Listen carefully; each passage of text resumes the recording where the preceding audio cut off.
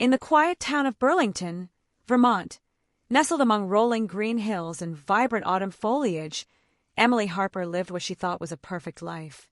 At 32, she was a successful graphic designer working remotely for a prestigious firm in Boston. Her husband, Michael Bennett, a charming real estate agent with a disarming smile, had been her rock for 8 years. Their cozy 2-story home on Maple Street, with its white picket fence and blooming garden, was the envy of their neighbors. Emily prided herself on their seemingly flawless marriage, built on trust, love, and mutual respect. But beneath the surface, cracks were forming, ones she hadn't noticed until it was almost too late. Emily and Michael had met during a college art exhibition in New York City. She was showcasing her portfolio, and he was there to support a friend. Their connection was instant, a whirlwind romance that led to a proposal within a year. Michael's charisma and ambition complemented Emily's creative spirit, and they settled in Burlington to start a life together. They hosted dinner parties, went hiking in the Green Mountains, and dreamed of starting a family. To the outside world, they were the picture of happiness. But as Emily would soon discover, appearances could be deceiving. It was a chilly October evening when the first hint of trouble surfaced. Emily was working late in her home office, designing a logo for a new client. Michael had texted her earlier, saying he'd be at a networking event in downtown Burlington until 9. She didn't think much of it. His job often required schmoozing with clients at local bars or restaurants. But when she glanced at her phone around 8 p.m., she noticed a notification from their shared iCloud account. It was a photo, automatically uploaded from Michael's phone, showing a dimly lit bar with a woman's hand resting on his arm. The woman's face wasn't visible, but her manicured nails and the intimate angle of the shot sent a chill down Emily's spine. Curiosity turned to suspicion. Emily opened the iCloud app on her laptop and scrolled through Michael's recent photos. There were more images from that night, selfies of him with a woman she didn't recognize. She had long blonde hair, a sultry smile, and was leaning far too close to Michael for Emily's comfort. The photos were taken at the Rusty Nail, a popular bar in Burlington. Emily's heart pounded as she zoomed in, noticing details. A familiar watch on Michael's wrist, the way his hand rested on the woman's lower back. These weren't casual business interactions. This felt personal, intimate, wrong. She tried to rationalize it. Maybe this was a client, a colleague, a friend. But the knot in her stomach grew tighter as she dug deeper. She checked Michael's text messages, something she'd never done before, feeling a pang of guilt for invading his privacy. But the evidence was undeniable. There were messages to a contact saved as Lila with flirty emojis, late-night conversations, and plans to meet at the Rusty Nail. One message, sent just 2 hours ago, read, "Can't wait to see you tonight, babe." Emily's world tilted. Babe. Michael hadn't called her that in years. She sat frozen, staring at the screen, her mind racing. How long had this been going on? Who was Lila? Was this a one-time thing or something more? The betrayal stung, sharp and raw, but Emily wasn't the type to crumble. She was analytical, methodical. She needed answers, and she needed them now. She grabbed her coat, slipped on her boots, and drove to the Rusty Nail, her hands trembling on the steering wheel. The bar was crowded when she arrived, filled with the hum of conversation and the clink of glasses. She scanned the room, her eyes landing on Michael in a corner booth, laughing with a blonde woman. Lila, no doubt. Emily didn't confront him then. She stood in the shadows, watching as he leaned in, whispering something that made Lila giggle. The sight twisted a knife in her chest, but it also ignited a spark of determination. Michael had betrayed her, but she wouldn't let him get away with it. She slipped out of the bar unnoticed, her mind already forming a plan. This wasn't just about heartbreak, it was about justice. She would uncover the truth, and when she did, Michael would regret crossing her. Over the next few days, Emily became a detective in her own life. She tracked Michael's movements using the GPS on his phone, which they'd shared for safety reasons years ago. She noticed patterns, late nights at the office, sudden client meetings in nearby towns like Stowe or Montpelier, and an unusual number of trips to a coffee shop called Brewed Awakening. She visited the coffee shop, pretending to work on her laptop, and saw Lila there, meeting Michael for what looked like a cozy date. Lila was younger, maybe 25, with a confident air and a designer handbag that screamed money. Emily overheard snippets of their conversation, talk of weekend getaways, secret rendezvous, and promises to figure things out. Emily's anger grew, but so did her resolve. She started documenting everything: screenshots of texts, photos from Michael's iCloud, receipts she found in his car.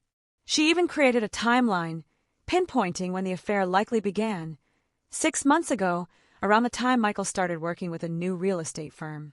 She learned Lila's full name, Lila Thompson, through a mutual friend's social media. Lila was a junior agent at Michael's firm, recently hired and apparently very ambitious.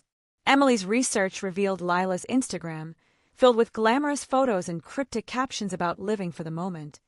It was clear Lila knew Michael was married.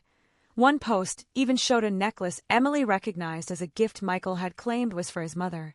By the end of the week, Emily had enough evidence to confront Michael, but she held back. A simple confrontation wouldn't be enough. She wanted him to feel the weight of his betrayal, to understand the consequences of his actions. She began to craft a plan, one that would expose Michael and Lila while protecting her own dignity. She wasn't just hurt, she was furious, and her fury fueled her creativity. She would turn this betrayal into a reckoning, one that Burlington would talk about for years. Emily spent the next 2 weeks meticulously planning her revenge. She wasn't impulsive. Every move had to be calculated, every detail perfect. She wanted Michael to face the consequences of his actions publicly, but she also wanted to protect herself. Burlington was a small town, and gossip spread like wildfire. If she mishandled this, she could end up looking like the scorned, bitter wife. Instead, she aimed to come out on top, strong, smart, and untouchable. Her first step was to secure her financial independence. She and Michael shared a joint bank account, but she had her own savings from her graphic design work. She quietly transferred a significant portion of their joint funds into a new account in her name, ensuring she'd have enough to support herself if things got messy. She consulted a divorce lawyer in Burlington, a sharp woman named Rachel Cohen, who advised her to gather as much evidence as possible before filing. Rachel suggested Emily consider a fault-based divorce, citing infidelity, which could strengthen her case for alimony or asset division. Emily took her advice, continuing to collect screenshots, emails, and even recordings of Michael's phone calls when he thought she wasn't home. Next, Emily focused on Lila. She didn't want to vilify another woman. After all, Michael was the one who'd broken their vows, but Lila's complicity couldn't be ignored. Emily discovered Lila lived in a trendy apartment complex in downtown Burlington, and through discreet inquiries, learned she was ambitious but reckless, often flaunting her lifestyle on social media. Emily decided to use this to her advantage. She created an anonymous Instagram account, posing as a local gossip blogger, and began posting subtle hints about a rising real estate star involved in a scandal. She didn't name Lila directly but dropped enough clues, references to the rusty nail, designer handbags, and weekend trips to Stowe, that locals started speculating.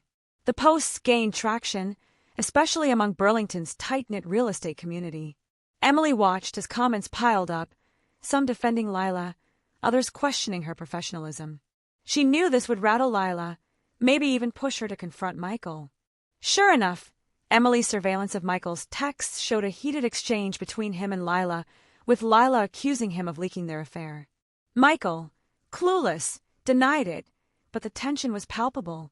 Emily smiled to herself. The seeds of distrust were sown. Her next move was bolder. Michael's firm was hosting an annual gala at the Hilton Burlington, a high-profile event attended by clients, investors, and local elites. It was the perfect stage for her plan. Emily RSVP'd as Michael's plus one, knowing he'd expect her to attend. She spent days designing a stunning digital presentation, a slideshow that combined her graphic design skills with her evidence of the affair. The slides included screenshots of texts, photos of Michael and Lila, and even a timeline of their secret meetings. She masked it as a tribute to Michael's success, claiming she'd been asked to create a presentation for the gala. In reality, she'd hacked into the event's AV system, with help from a tech-savvy friend, to ensure her slideshow would play at the perfect moment. The night of the gala arrived, and Emily dressed in a sleek black gown that made her feel powerful. Michael, oblivious to her plan, complimented her as they drove to the Hilton. The event was in full swing, with champagne flowing and jazz music filling the air. Lila was there, too, in a red dress that turned heads. Emily kept her composure, smiling and mingling as if nothing was wrong. When the time came for the tribute to top performers, Emily slipped into the AV booth, her heart racing. As Michael's name was announced, her slideshow began. The room fell silent as the first slide appeared, a photo of Michael and Lila at the Rusty Nail, followed by a text message screenshot. "Can't wait to see you tonight, babe." Gasps rippled through the crowd. Slide after slide revealed the affair, each one more damning than the last. Michael's face turned pale. Lila froze, her eyes wide with panic. Emily stood at the back of the room, watching as their world unraveled. Whispers turned to murmurs, and soon the room was buzzing with shock and judgment. Michael tried to laugh it off, claiming it was a prank, but the evidence was too compelling. His boss, a stern man named Richard Hayes, pulled him aside, his face grim. Lila slipped out of the room, her head down. Emily didn't follow. She didn't need to. The damage was done. She left the gala quietly, her head held high, knowing she'd exposed the truth without saying a word. The fallout was swift and brutal. By the next morning, Burlington was abuzz with gossip. Michael's firm placed him on leave, citing personal conduct issues. Clients dropped him, unwilling to associate with someone embroiled in scandal. Lila's reputation took a hit, too. Her Instagram posts were flooded with comments calling her out. Emily's anonymous account fanned the flames, sharing just enough to keep the story alive without implicating herself. Michael came home that night, furious and defensive. He accused Emily of betrayal, but she calmly laid out her evidence, leaving him speechless. She told him she'd already contacted a lawyer and was filing for divorce. Michael begged for forgiveness, claiming it was a mistake, but Emily was done. She moved out the next day, renting a small apartment in Burlington South End. The space was modest but hers, a fresh start. Emily's plan had worked better than she'd hoped. The public humiliation forced Michael to face the consequences of his actions, and Lila's career took a nosedive. But Emily didn't revel in their downfall. She focused on rebuilding. She threw herself into her work, landing new clients and earning praise for her designs. She joined a local book club, made new friends, and started hiking again, rediscovering the joy of solitude in the Green Mountains. 6 months later, the divorce was finalized. Emily got the house on Maple Street, which she sold to fund a trip to Europe, a dream she'd put on hold for years. Michael moved to Boston, trying to salvage his career, while Lila left Burlington altogether. Emily heard she'd taken a job in New York, far from the gossip that followed her. Emily's revenge wasn't about destruction, it was about reclaiming her power. She'd exposed the truth, protected her future, and walked away stronger. Burlington, once a place of heartbreak, became a symbol of her resilience. As she stood on a cliff overlooking Lake Champlain, the wind in her hair, Emily felt free. She turned betrayal into triumph, and she was ready for whatever came next.